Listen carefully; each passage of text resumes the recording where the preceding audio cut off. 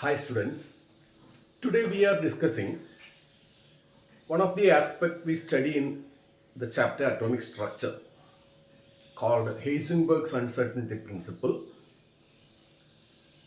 It is after the introduction of Bohr's classical model of atom, this concept has been introduced. It is part of not the part of classical mechanics but of quantum mechanics. Before understanding what is Heisenberg uncertainty principle, we will discuss something else. Suppose we throw a stone with a certain speed at a particular angle, we can find out where this stone will fall, within what time it will reach there, what is the maximum height reached by the stone, what's the time taken for that, etc. etc. Because heavy moving bodies obey Newtonian laws of motion. Okay. Bohr has proposed that electrons are moving in atoms around the nucleus in fixed closed orbits. Okay. But according to Heisenberg's model, Heisenberg's uncertainty principle, such extremely small particle like electron, proton, neutron, sometimes even up to molecule, do not obey Newtonian laws of motion.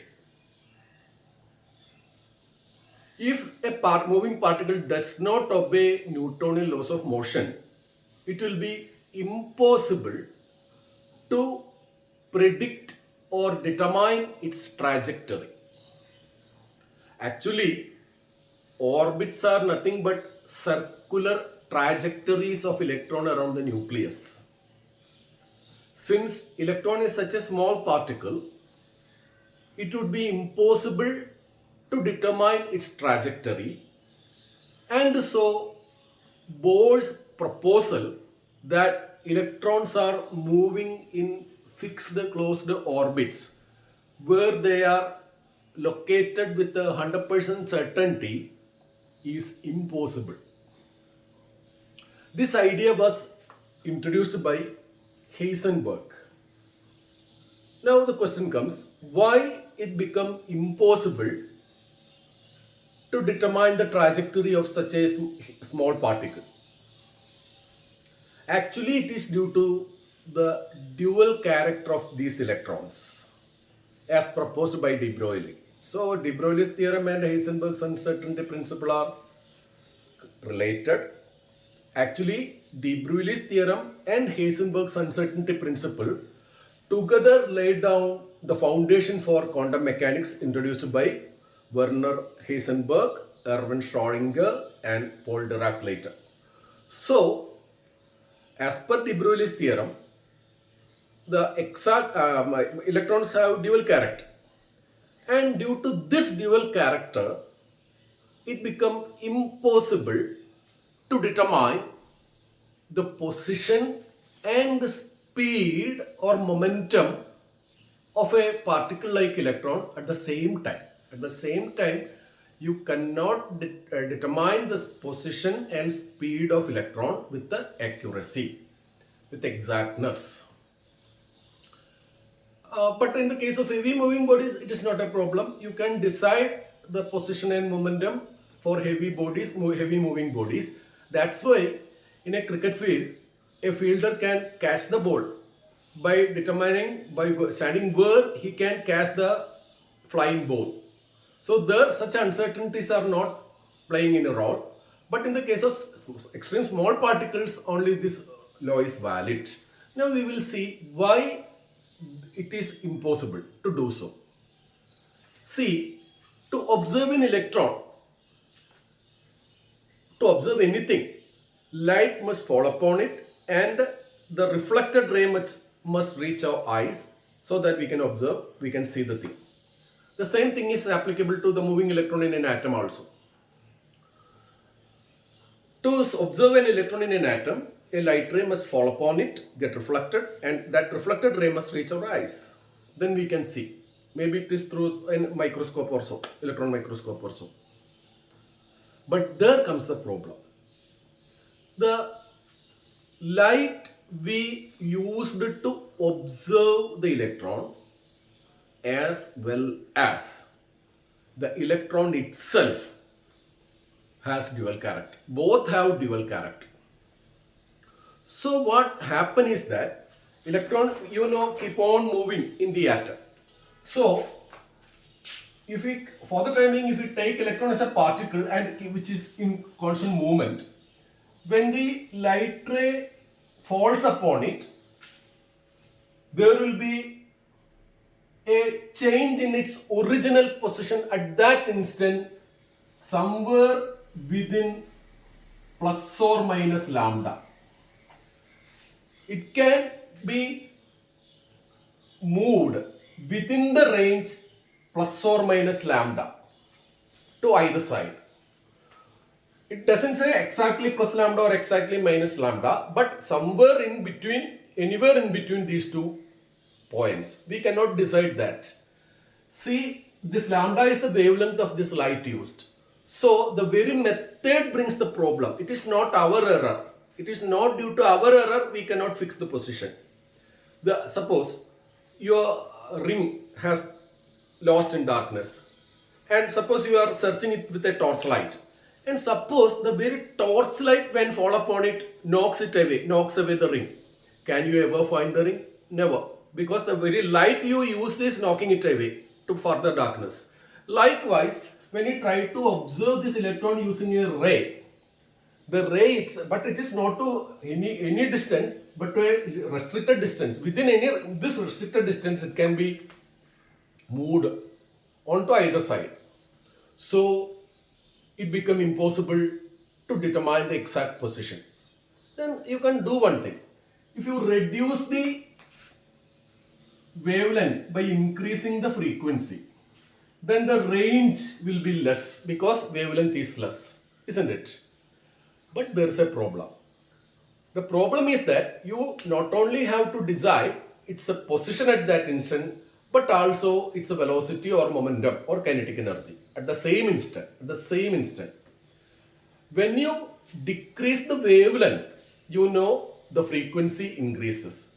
When the frequency increases, its energy increases. So the energy imparted to this electron at the time of contact between these two increases.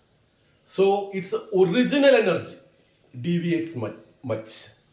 When its original energy deviates much, its velocity deviates much, and its momentum also deviates much. So the determination of momentum becomes less accurate. So whenever you try to make position measurement more accurate, the momentum measurement becomes less accurate, and vice versa. So this means there will be a minimum uncertainty in the product of position and momentum. That is mathematically expressed by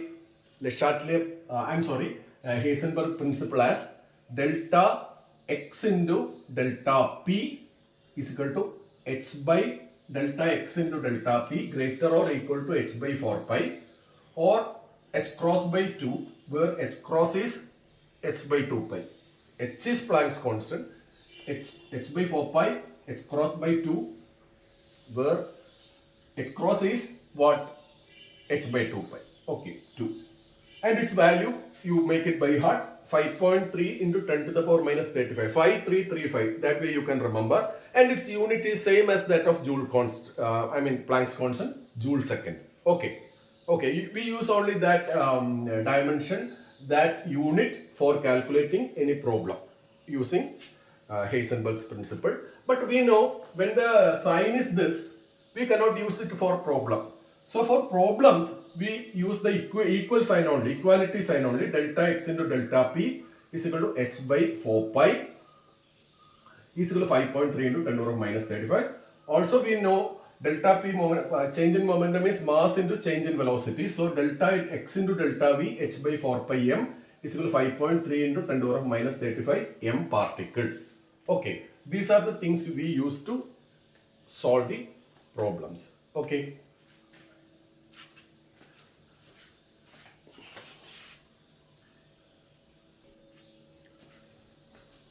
One more thing I have to say. While we see the actual original sign is greater than or equal. So when we use equal sign, we are determining the product of minimum uncertainties. Uncertainty can be even much more than this. So actually in the question they must specify that the minimum uncertainty of a position is this much. So what is the minimum uncertainty in P?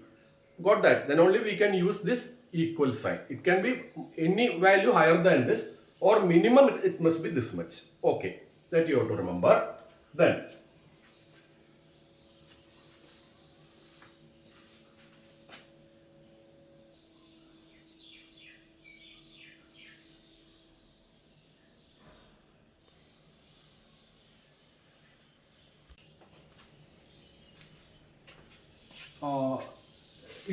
the definition of this law is, according to Heisenberg's uncertainty principle, the simultaneous determination of complementary properties like position and momentum, or position and velocity of a extremely small particle like electron with exactness is impossible. You cannot determine both with exactness at the same time. That's a statement. And see, this law is practically non-functional for heavy moving bodies. You know the reason. See, when particles are heavy, this mass is very high. Mass is very high. So the product will be very small. That's why, as I told in the other example, you can catch the cricket ball by positioning you at a proper position in the cricket field. If the uncertainty principle were working for heavy moving bodies also, if you stand here to catch the ball, it may be falling in America, like that. So only for tiny particles this law is functional. Of course, up to C60, even up to a C60 molecule, this law has been proved. Uncertainty has been proved. Okay. Then another thing, we mentioned the complementary property position, momentum, position, velocity. Another pair of complementary property thus studied is energy and time. That also you have to remember. Energy and time. Okay. ഇനി നമ്മൾ പഠിക്കാൻ പോകുന്നത് atomic സ്ട്രക്ചറിൽ പഠിക്കുന്ന ഹെയ്സൻബർഗ്സ് uncertainty principle എന്ന് പറയുന്ന ഭാഗമാണ്. ഇത് ബോർ മോഡൽ കഴിഞ്ഞിട്ടാണ് നമ്മൾ പഠിക്കുന്നത്. ബോർ മോഡൽ ക്ലാസിക്കൽ മോഡലിനെ ആശ്രയിച്ചിട്ടാണുള്ളത്. എന്നാൽ Heisenberg uncertainty principle quantum mechanical മോഡലിൻ്റെ ഭാഗമാണ്. അതായത് ക്ലാസിക് മോഡൽ ബോർ ഇൻട്രൊഡ്യൂസ് ചെയ്തതിന് ശേഷമാണ് de Broglie dual character of electron എന്നുള്ള കൺസെപ്റ്റ് കൊണ്ടുവന്നത്. ആ ഡ്യുവൽ ക്യാരക്ടർ ഓഫ് ഇലക്ട്രോണിനെ ആധാരമാക്കിയിട്ടാണ് ഹെയ്സൻബർഗ് പ്രിൻസിപ്പിളും വരുന്നത്. ഈ ഡ്യുവൽ ക്യാരക്ടർ ഡി ബ്രോഗ്ലിസ് തിയറവും ഹെയ്സൻബർഗ്സ് അൺസർട്ടനിറ്റി പ്രിൻസിപ്പിളുമാണ് ക്വാണ്ടം മെക്കാനിക്കൽ സ്റ്റഡിയുടെ രണ്ട് അടിസ്ഥാന ശിലകൾ എന്ന് പറയാം. ഇതിനെ രണ്ടിനെ ആധാരമാക്കിയിട്ടാണ് ക്വാണ്ടം മെക്കാനിക്സ് പിന്നീട് ഡെവലപ്പ് ചെയ്തത്. ക്വാണ്ടം മെക്കാനിക്സ് ഡെവലപ്പ് ചെയ്തത് പ്രധാനമായിട്ടും Erwin Schrodinger, Werner Heisenberg and Paul Dirac എന്ന 3 ശാസ്ത്രജ്ഞരാണ്. അതിൻ്റെ ഫൗണ്ടേഷൻ സ്റ്റോൺ ലേ ചെയ്തത് ഇവർ രണ്ടാളും. ആരൊക്കെ? ഡി ബ്രോഗ്ലിയും ഹെയ്സൻബർഗുമാണ്. ഓക്കെ, ഇനി എന്താണ് ഹെയ്സൻബർഗ്സ് അൺസർട്ടനിറ്റി പ്രിൻസിപ്പിൾ എന്ന് നമുക്കൊന്ന് ആലോചിച്ച് നോക്കാം. ഇപ്പം നമ്മൾ ഒരു സ്റ്റോൺ ഒരു നിശ്ചിത ആംഗിളിൽ എറിഞ്ഞാൽ അത് എവിടെ ചെന്ന് വീഴും, എത്ര സമയത്തിനുള്ളിൽ വീഴും, ഏതാണ് അത് റീച്ച് ചെയ്യുന്ന മാക്സിമം ഹൈറ്റ് എന്ത്, അവിടെ എത്താൻ എത്ര സമയം എടുക്കും തുടങ്ങിയിട്ടുള്ള എല്ലാ കാര്യങ്ങളും നമുക്ക് കണ്ടുപിടിക്കാൻ കഴിയും. കാരണം ഇതൊക്കെ തന്നെ Newtonian laws of motion obey ചെയ്തുകൊണ്ടാണ് സംഭവിക്കുന്നത്. അപ്പോൾ ആ സ്റ്റോണിൻ്റെ ട്രാജക്ടറി തന്നെ നമുക്ക് വരയ്ക്കാൻ പറ്റും. അത് എവിടെ നിന്ന് തുടങ്ങിയിട്ട് എവിടെ ചെന്ന് വീഴുന്ന ട്രാജക്ടറി തന്നെ വരയ്ക്കാൻ പറ്റും. അത് Newtonian laws of motion obey ചെയ്യുന്നത് കൊണ്ട് മാത്രമാണ് നമുക്കത് സാധിക്കുന്നത്. എന്നാൽ ഇപ്പോൾ ബോർ എന്ന ശാസ്ത്രജ്ഞൻ ക്ലാസിക്കൽ മോഡലിൽ പറയും ഇലക്ട്രോൺ ന്യൂക്ലിയസിൻ്റെ ചുറ്റും ഫിക്സ്ഡ് ക്ലോസ്ഡ് ഓർബിറ്റിൽ മൂവ് ചെയ്യുന്നു. അവിടെ അതിനെ തെരഞ്ഞാൽ 100% ഉറപ്പായിട്ട് നമുക്ക് ഹൈഡ്രജനെ അവിടെ കണ്ടുപിടിക്കാൻ പറ്റും. ഇപ്പോൾ ഹൈഡ്രജനായിട്ട് എടുക്കുക, അതിന്റെ ന്യൂക്ലിയസിന്റെ ചുറ്റും ഈ വട്ടത്തിൽ നോക്കി എവിടെയെങ്കിലും 100% ഉറപ്പാണ് ഇലക്ട്രോണിനെ കണ്ടുപിടിക്കുക എന്നാണ് പറയുന്നത്, അല്ലേ?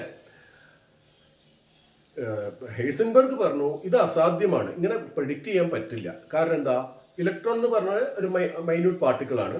അപ്പോൾ അതിൻ്റെ എക്സാക്ട്നെസ്, പൊസിഷനിലും മൊമെന്റത്തിലുള്ള എക്സാക്ട്നെസ് നമുക്ക് ഡിറ്റർമൈൻ ചെയ്യാൻ പറ്റില്ല. ശരിക്കും പറഞ്ഞാൽ ഈ ഓർബിറ്റ് എന്ന് പറയുന്നത് ഇലക്ട്രോണിന്റെ ആറ്റത്തിലുള്ള ട്രാജക്ടറി ആണല്ലോ, ട്രാജക്ടറിയാണ്.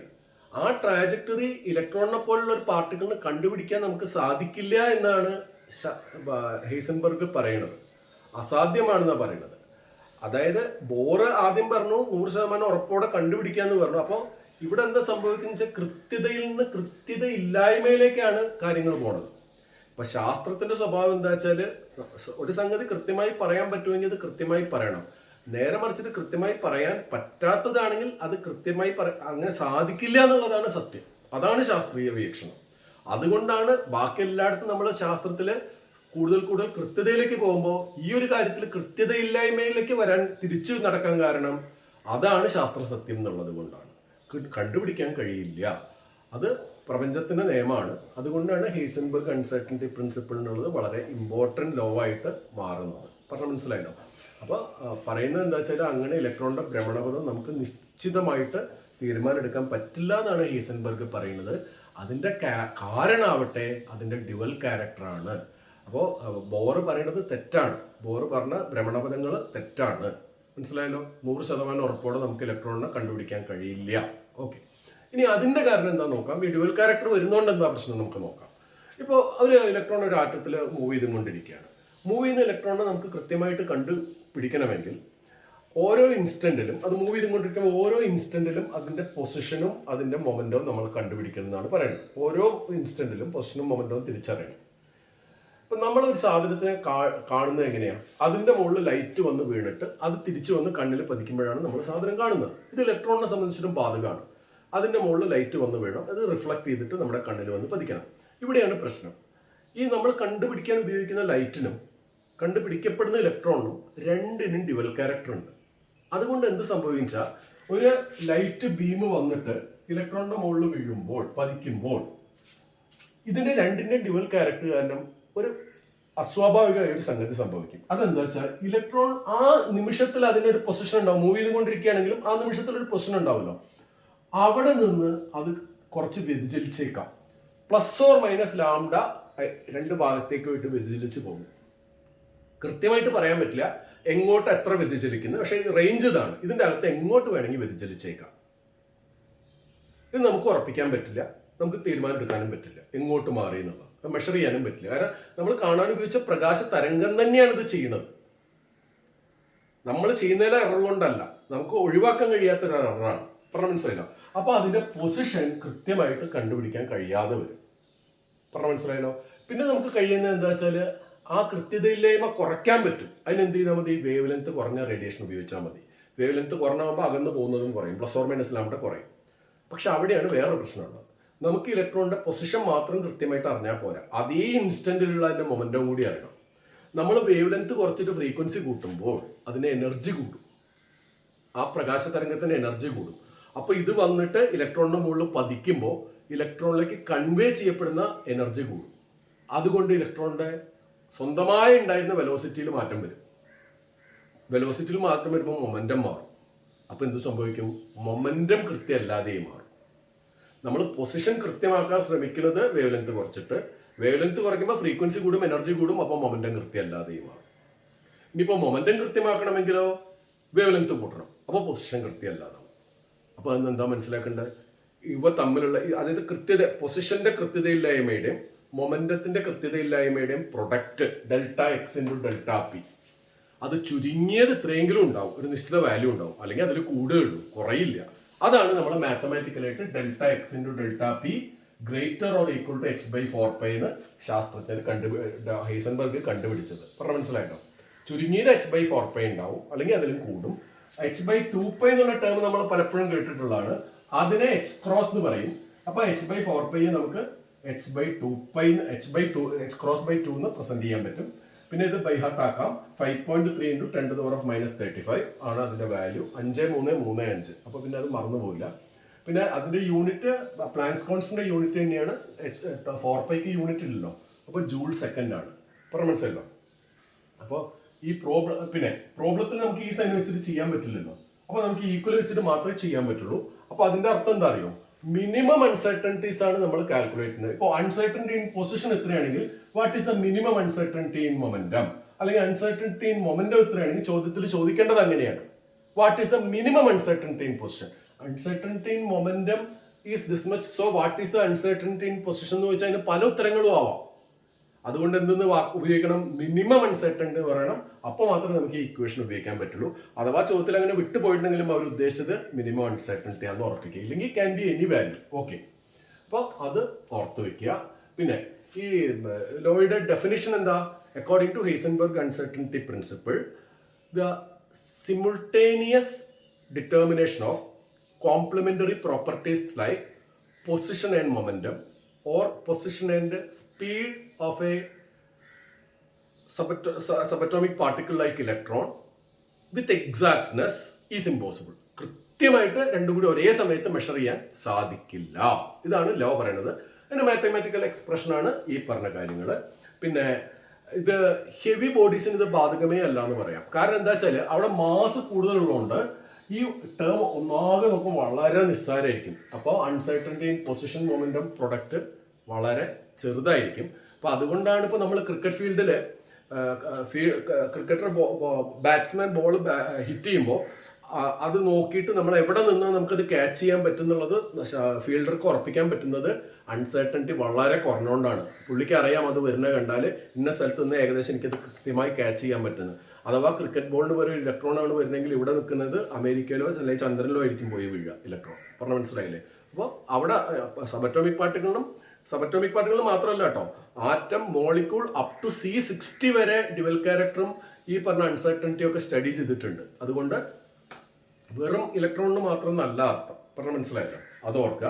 പിന്നെ വേറൊരു പോയിന്റ് കൂടി നമ്മൾ ഇതുമായിട്ട് ബന്ധപ്പെട്ട് ഓർക്കേണ്ടത്, കോംപ്ലിമെന്ററി പ്രോപ്പർട്ടീസിൽ പൊസിഷൻ മൊമെന്റം പറഞ്ഞിട്ടുണ്ട്, പൊസിഷൻ വെലോസിറ്റി പഠിച്ചിട്ടുണ്ട്. ഇതേമാതിരി പറയുന്ന വേറൊന്നാണ് എനർജി ഇൻറ്റു ടൈം. അവിടെയും ഡെൽറ്റ ഇൻറ്റു ഡെൽറ്റ ടി വെച്ചിട്ട് ഇക്വേഷൻ ഉണ്ട്. പക്ഷെ നമുക്ക് സിലബസിൽ അത് വരുന്നില്ല കേട്ടോ. അപ്പോൾ അത് നല്ലപോലെ മനസ്സിലാക്കുക. ഓക്കെ, ശരി.